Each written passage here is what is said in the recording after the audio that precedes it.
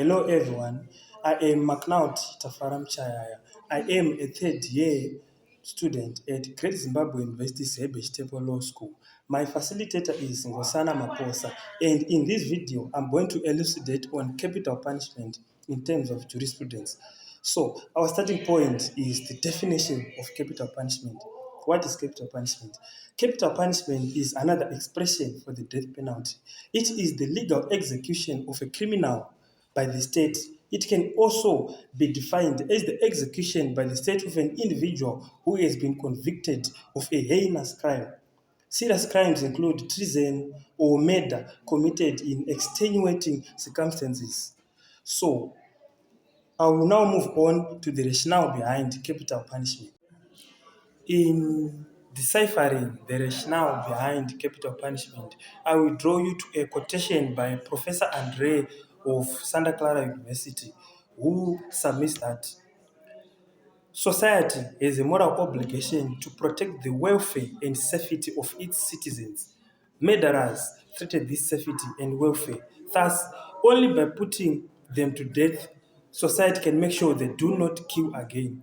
This is the so-called deterrence justification for the death penalty.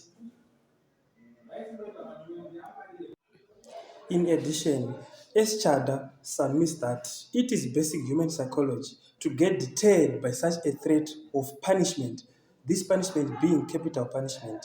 From this simplified definition, one can deduce the invasive nature of capital punishment, such that it is no surprise that it is a subject of debate among a plethora of jurists. In ancient times, capital punishment was often carried out by beheading.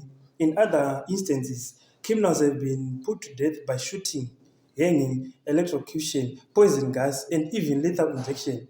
In its crude nature, I will point you to the case of Femin versus George, which described capital punishment. In its crude nature, capital punishment is when humans play at God by deciding whether or not one has lost his moral entitlement to live. Its severity or anonymity is the ultimate punishment, awesome in its total denial of humanity of the convict. In Zimbabwe, the death penalty was brought about by the white settlers who executed Nehanda and Kagui for resisting colonial rule. However, one may argue that it was already present in our indigenous systems, and it was also enforced by the belief in the spirit of Ngozi, in which a deceased spirit would come back and torment the living for retribution. However, in its legal sense, the death penalty was present in Zimbabwe as a relic of the colonial administration.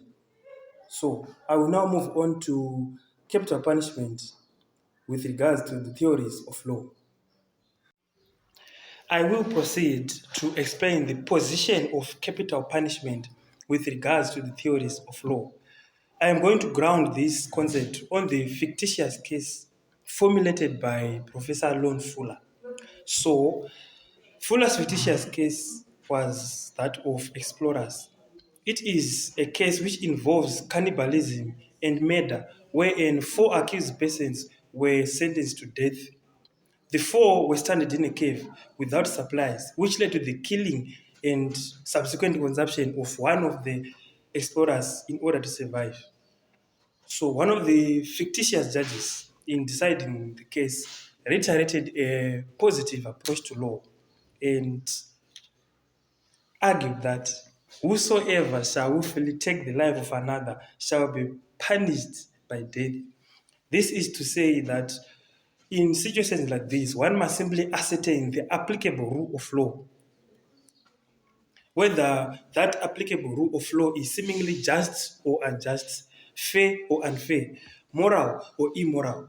This is in line with Hart's view towards the adjudication of difficult cases involving the death penalty. In this regard, the judge employs the exclusive positive law doctrine to justify capital punishment. Thus, rests on a moral judgment that certain crimes are themselves so grievous and an affront to humanity that the only adequate response may be the penalty of death. And as such, the death penalty is an appropriate verdict to certain crimes. Aristotle, a Greek philosopher, also supports this position when he posits that the main consideration when passing a death penalty is what bad has been done rather than what good will the sentence do. To support this position, I will refer to the case of S versus Banda, in which the death penalty was upheld for murder committed in aggravating circumstances, and it was also committed in the course of a robbery. The appellant had murdered the deceased by brutally beating him up and then killed and in the process killing a man who had done him no harm. Hence, the positive law theory applied in a strict sense, which upheld the death penalty. The second judge in this fictitious case, the Spelangian Explorer case, overturned the above mentioned positive view of law by using a naturalist approach to the law and argued that killing in self preservation does not constitute murder. The judge argued that the value of life had been overrated in this scenario and he argued for dismissal of the death penalty. This is a key principle of the natural law theory that includes the belief in the inherent dignity and worth of every human being, the sanctity of life, the importance of individual liberty. This claim asserts that some actions are manifestly wrong, regardless of the consequences they produce. So, if we are to extend this theory into practice, it upholds a naturalist view which holds that law cannot be separated from the precepts of morality, justice, or fairness. Jules Coleman, in his article, supports this philosophy when he argues that no scheme of governance can count as a legal system unless it has or had pursued a moral aim. This view is also buttressed by a number of theories in justice, such as the human rights theory, the rehabilitative theory, and the restorative theory. All three arguments have one thing in common, and that is they argue that the death penalty does not serve any positive purpose. Suffice to note is the argument by Madala J in the famous case of S versus Makwanyan, wherein the judge applied the principles of Ubuntu in deciding a case involving the death penalty.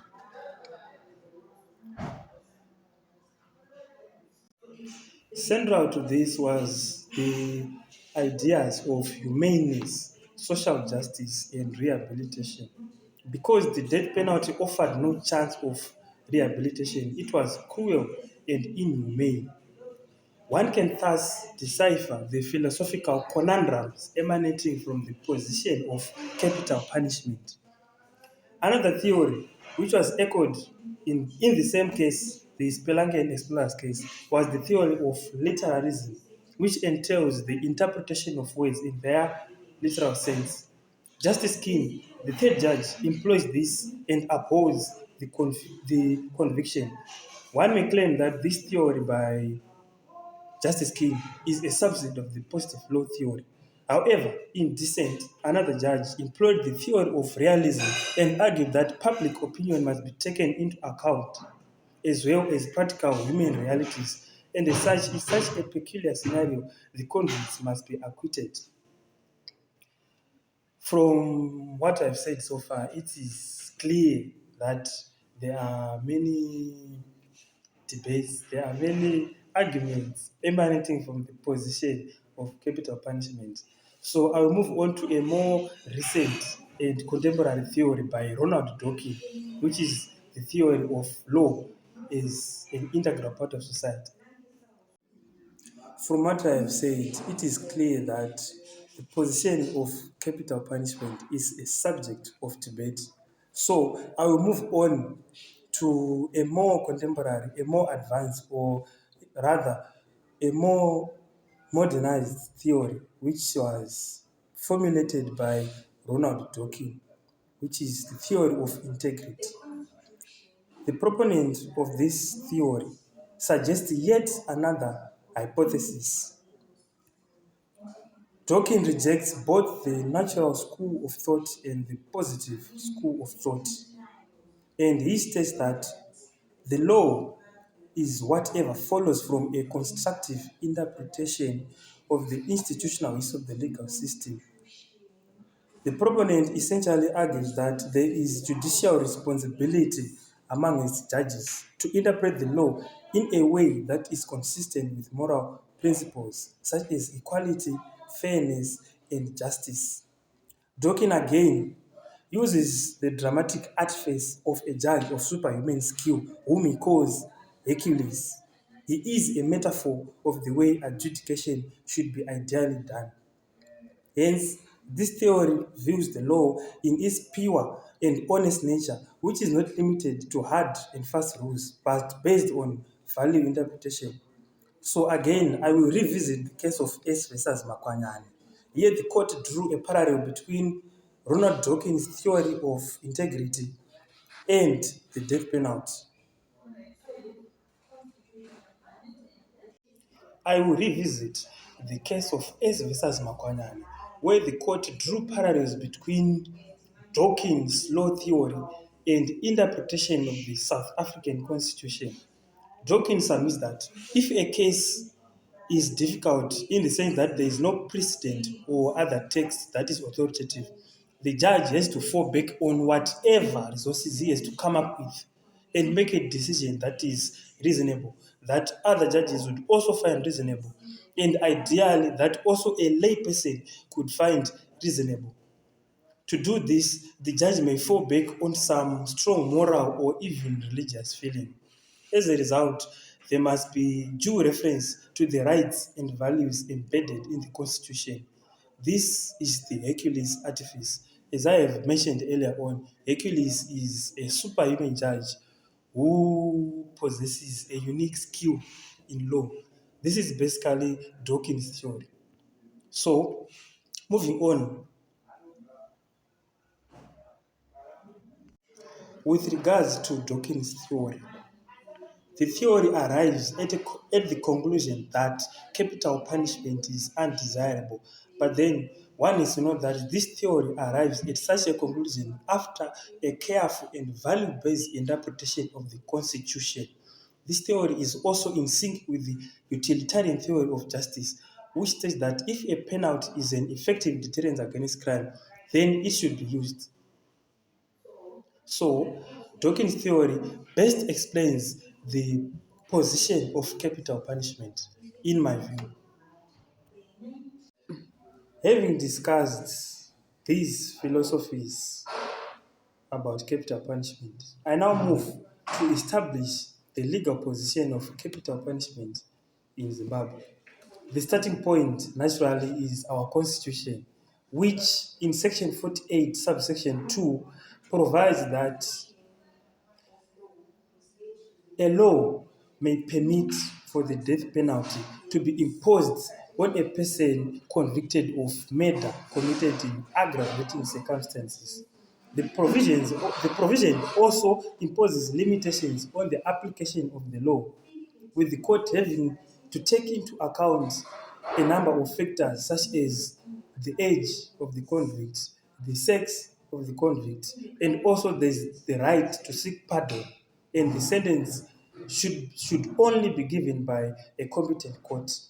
In S versus Kufakwemba and others, the court pointed out that the constitutional provisions now give the court a discretion on whether or not to impose the death sentence, if even where there are aggravating circumstances.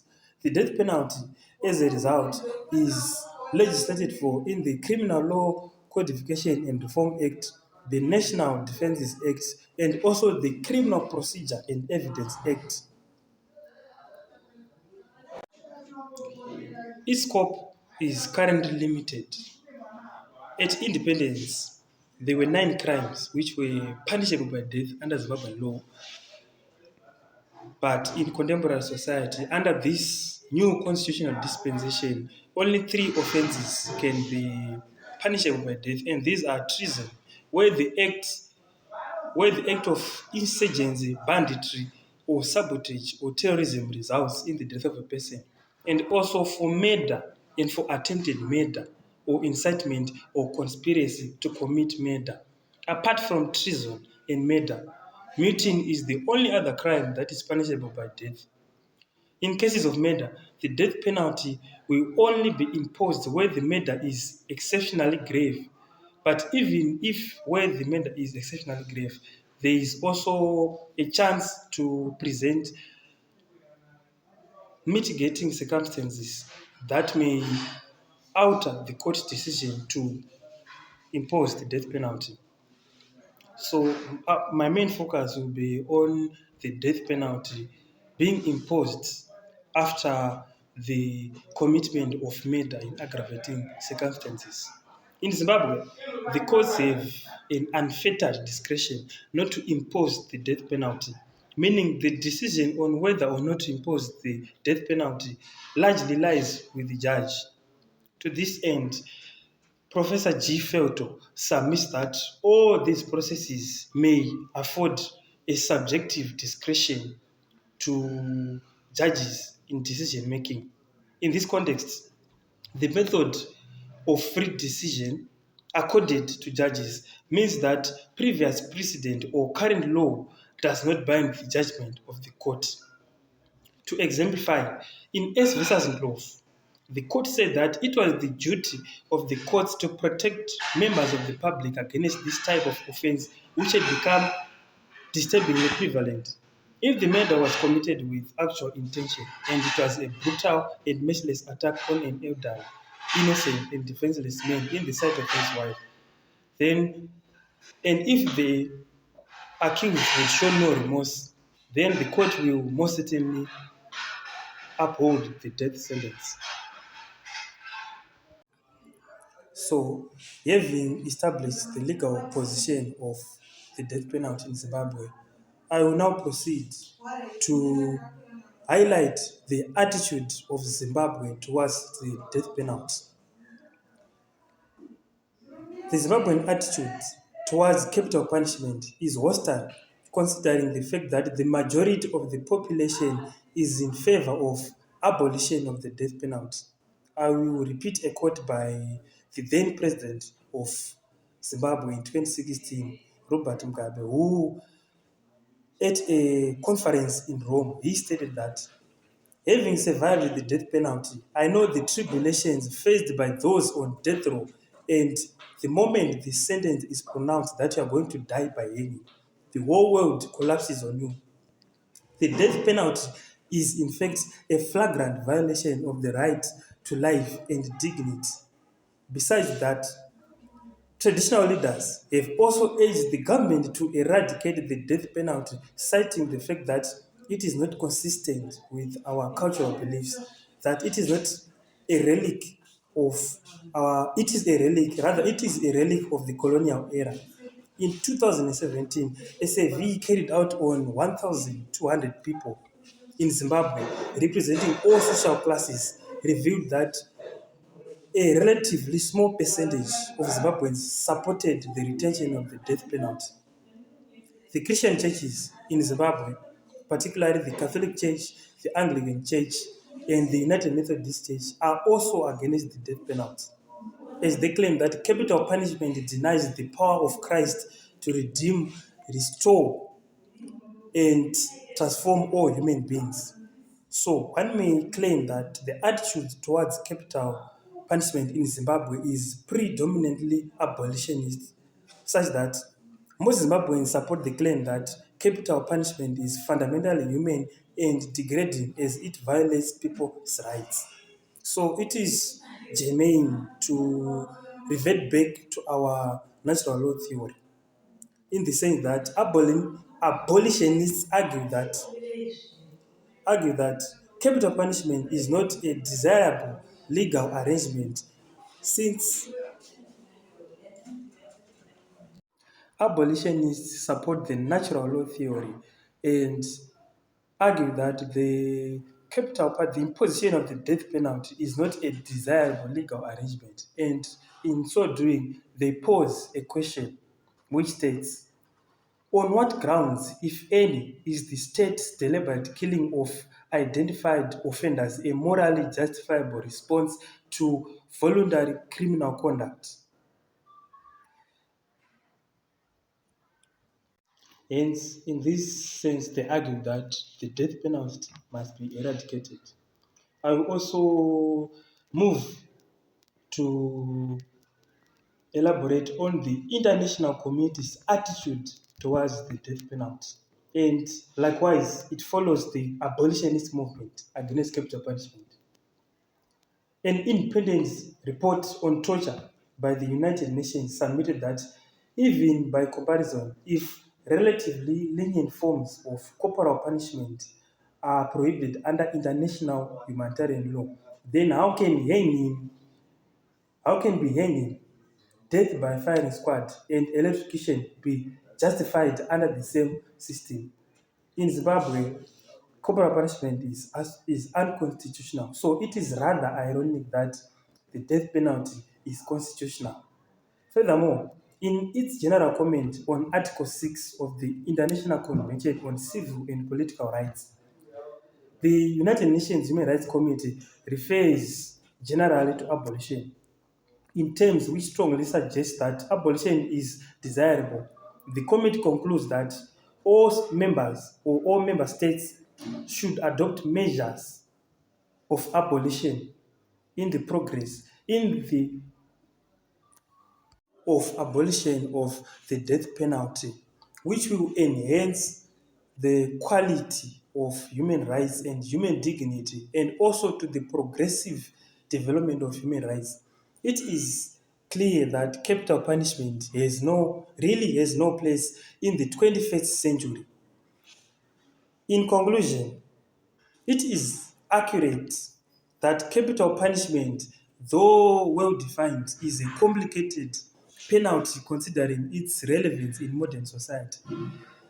The attempt to retain it in some jurisdictions has resulted in a muddle of conflict at its intersection with human dignity and the need to deter crime. So there is an imbalance between human dignity and the need to deter crime. It is no doubt that the debate will continue with regards to the death penalty and its supposedly inhumane nature. However, this video establishes that the time is nigh whereby the archaic philosophy supporting the imposition of the death penalty be done away with. Thank you.